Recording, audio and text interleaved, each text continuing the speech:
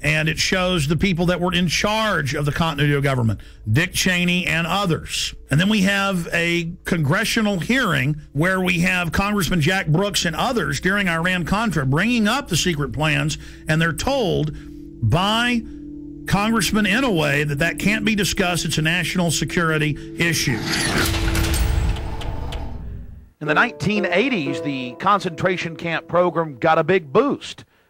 Colonel North, in your work at the NSC, were you not assigned at one time to work on plans for the continuity of government in the event of a major disaster?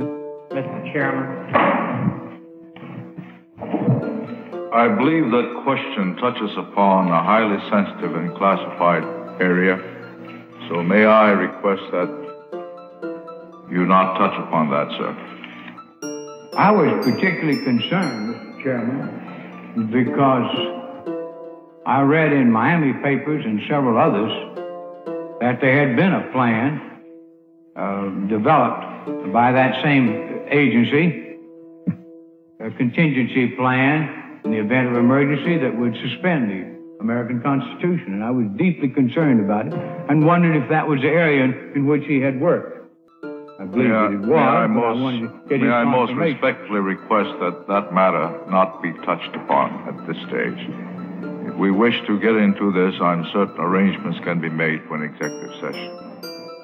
And tragically, the only member who got close was Jack Brooks, and he was stopped by the chairman. But the truth of the matter is that, yes, you do have those standby provisions, and the plans are there, and the statutory emergency plans are there, whereby you could, in the name of stopping terrorism, apprehend, invoke the military, and arrest Americans and hold them in detention camps. Throughout history, criminals get control of governments. They use phony crises to enslave the public.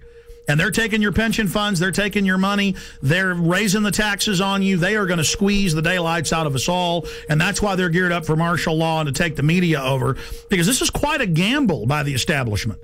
You know, we should have grand juries indicting the bankers and having them turn states' evidence against each other, and this whole criminal shadow government, national security state should be exposed. Everything it's engineered, and bring in total tyranny and start arresting people for their speech. So it either goes into tyranny or into liberty. And believe me, folks, liberty is probably where it's going, because this tyranny is so horrible they've got planned.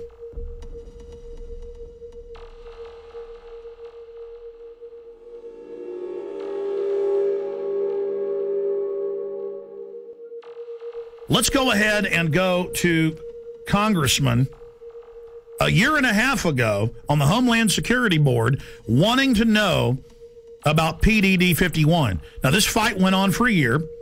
The cover sheet of Presidential Decision Directive 51 stated the president's a dictator. Congress has no power during any emergency, including economic. So now Congress isn't involved in continuity of government when Congress is co-equal to the president and the courts. In fact, the Founding Fathers said Congress was above the courts and the president, but then later courts said, no, they're equal. Now they're saying they're not. Okay? Because it's harder for a dictator to take control in the Congress because there's 500 people. Separation of powers. The president is where your main dictator will come from, so it's the weakest. It follows the orders of Congress and then executes those orders. But then the chairman of the Homeland Security Committee said, I am co-equal with the president in national security. Let me see PDD 51. And they were told no. But the cover sheet alone states the president's a dictator. Then we see last year PDD 51 being executed, and members of Congress, Senator Inhofe and others, being told martial law will be declared if you don't hand total control and immunity over to the banks. And they followed orders and did it. So the martial law is now in place. And with that comes the FEMA camps. Will we get to that place? Not if we expose it. But we're already got our neck in the noose here. Is the executioner going to pull the lever? I don't know. Let's continue with the congressman talking about PDD 51. Most Americans would agree that it would be prudent to have a plan to provide for the continuity of government and the rule of law in case of a devastating terrorist attack or natural disaster. A plan that would provide for the cooperation, the coordination, and continued functioning of all three branches of the government. The Bush administration tells us they have such a plan. They introduced a little sketchy public version that's clearly inadequate and doesn't really tell us what they have in mind. But they said, don't worry, there's a detailed classified version. But now they've denied the entire Homeland Security Committee of the United States House of Representatives access to their so-called detailed plan to provide for continuity of government. They say, trust us.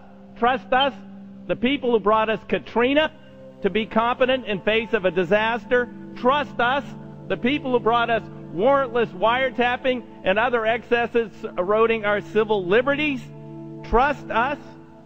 Maybe the plan just really doesn't exist, and that's why they won't show it to us.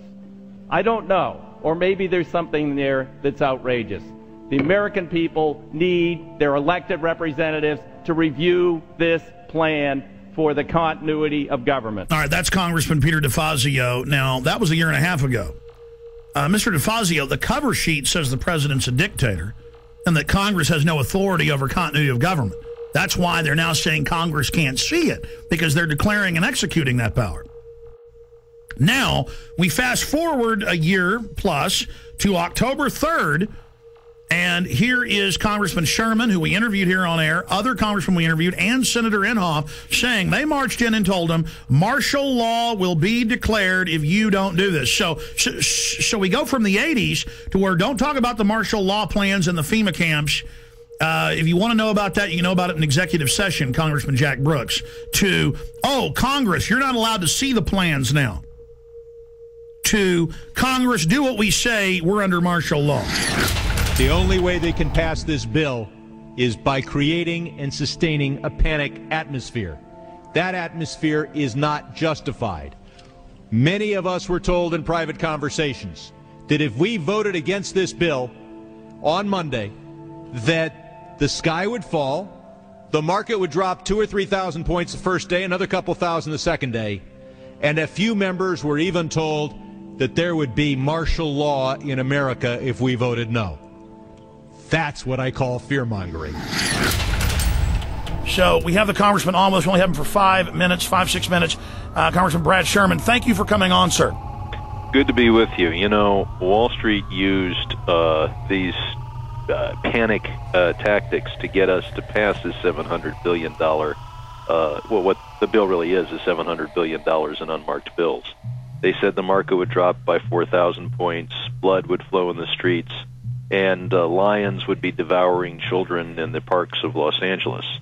Now that the bill is passed, our economy is still going to be very bad. The bailout money so far has been set aside to buy shares in banks, $250 billion, $40 billion to AIG, and $60 billion yet to be committed, leaving the remaining $350 billion for future use.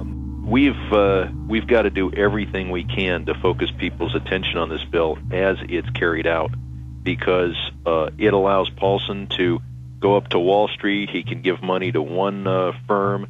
He cannot return phone calls from another firm. He can he can, if he wants, finds out which firms are donating to the 527 organizations, which take secret contributions and then make political advertising. He can look at the RNC donor list. He can do anything he wants. Let's go back to what you said on the floor in the last 24 hours about members of Congress. And I've talked to some. They're afraid to even come on and talk about it, being told there will be martial law in America and we'll just do this with or without you if you don't do this. That is incredible. And I just had the former head of the Treasury on earlier, Dr. Paul Craig Roberts from Reagan, had a policy saying that this gives them economic martial law. Is that not terrorism? Is not the definition to threaten harm or carry out harm for a political aim, sir?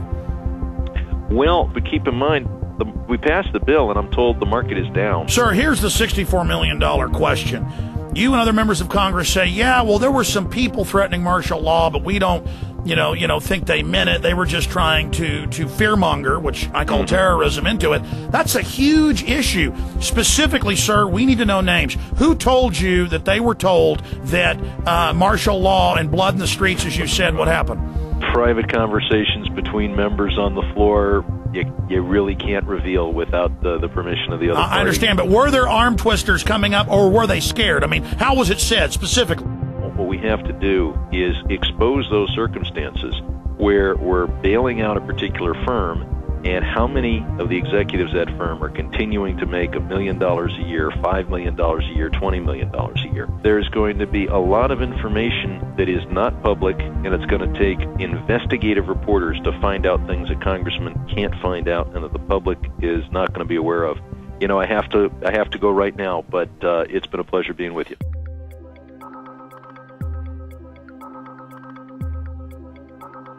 Somebody in D.C. was feeding you guys quite a story prior to the bailout, a story that if we didn't do this, we were going to see something on the scale of the Depression. There were people that were talking about, martial law being instituted, civil unrest, all this kind of stuff. Who was feeding you this information? That's Henry Paulson. We had a conference call early on. It was on a Friday, I think a week and a half before the vote on October 1st.